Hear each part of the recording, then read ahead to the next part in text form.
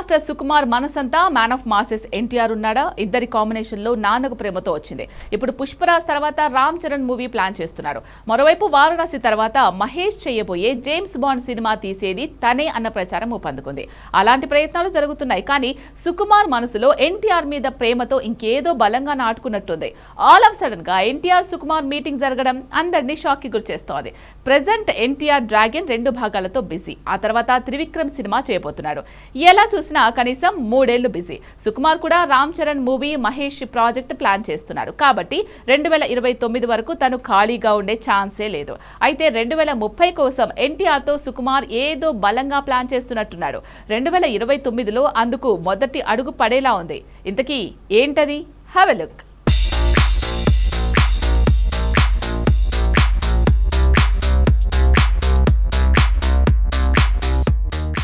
Man of masses ఎన్టీఆర్తో Rajamouli, Koratala Siva, Sukumar combination ఎప్పుడూ సెన్సేషనే. కనీసం రాజమౌళి అయినా 4 సార్లు ఎన్టీఆర్తో సినిమాలు తీశాడు కాబట్టి వాళ్ళ కాంబో అంటే ఎప్పుడూ హిట్ అనొచ్చు.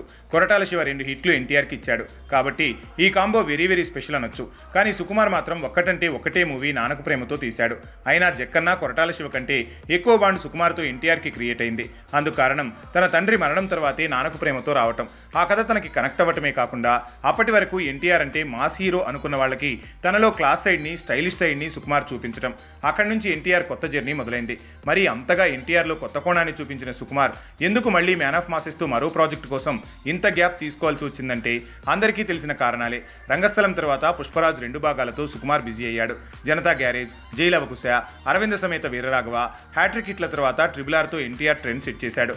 దేవరగా రాజమౌళి సెంటిమెంట్ను బ్రేక్ చేశాడు. సో ఇద్దరు ఎవరి దారిలో వాళ్ళు బిజీ. కానీ ఇప్పుడు ఇద్దరి మధ్య కనీసం 5 గంటల పాటు జరిగిన చర్చలు చూస్తే సంథింగ్ ఫిషీ. 3 నెలల క్రితం ఇలానే కలిశారు. సుకుమార్ కూడా రామ్ చరణ్ మూవీ ప్లాన్ చేస్తూనే ఈ మధ్య మహేష్ బాబుతో 2 సార్లు కథా చర్చలు చేశాడు.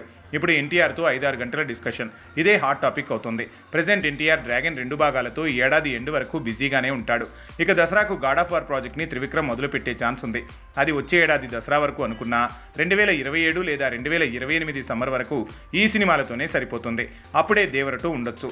ఇక సుకుమార్ రామ్ చరణ్ మూవీ ఈ జూన్లో మొదలైనా దసరాకే లాంచ్ అయినా ఆ తర్వాత మహేష్తో జేమ్స్ బాండ్ జోనర్లో సినిమా ఉండే ఛాన్స్ ఉంది.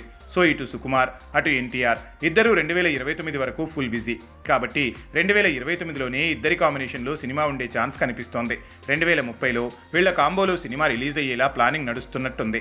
ఆ విషయంలో కథా చర్చలు కొలిక్కొచ్చాయి. ఎన్టీఆర్ కూడా సుకుమార్కి చాలా వరకు గ్రీన్ సిగ్నల్ ఇచ్చినట్టు ప్రచారం సాగుతోంది. ఏది ఏమైనా 2016 తర్వాత మళ్ళీ ఈ కాంబినేషన్లో సినిమా అంటే 2030లోనే వచ్చే ఛాన్స్ ఉంది. అంటే కనీసం 14 ఏళ్ల గ్యాప్ తర్వాత ఈ సెన్సేషనల్ కాంబో రిపీట్ అవుతున్నట్టు లెక్క.